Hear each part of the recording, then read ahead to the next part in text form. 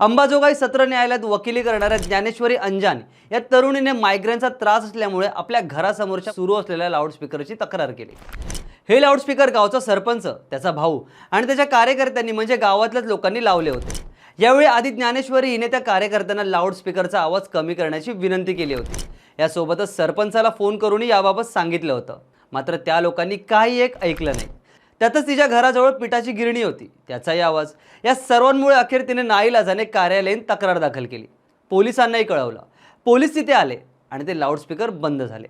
यानंतर सरपंच अनंत अंजान, त्याचा भाऊ सुधाकर अंजान, राजकुमार मुंडे, कृष्णा मुंडे, ज्ञानोबा सपकाळ, नवनाथ जाधव, मृत्युंजय अंजान, अंकुश अंजान, सुधीर मुंडे आणि नवनाथ मोरे ही लोक तिच्या घरी आली। तिच्या आई वडिलांनाही दमदाटी करत जबरदस्ती ज्ञानेश्वरीला त्यांची माफी मागायला लावली।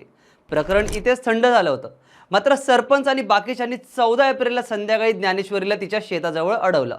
तिला शेतात घेऊन गेले आणि कसलाही विचार न करता काठ्या आणि पाईपने रक्त साकळेपर्यंत तिला मारलं।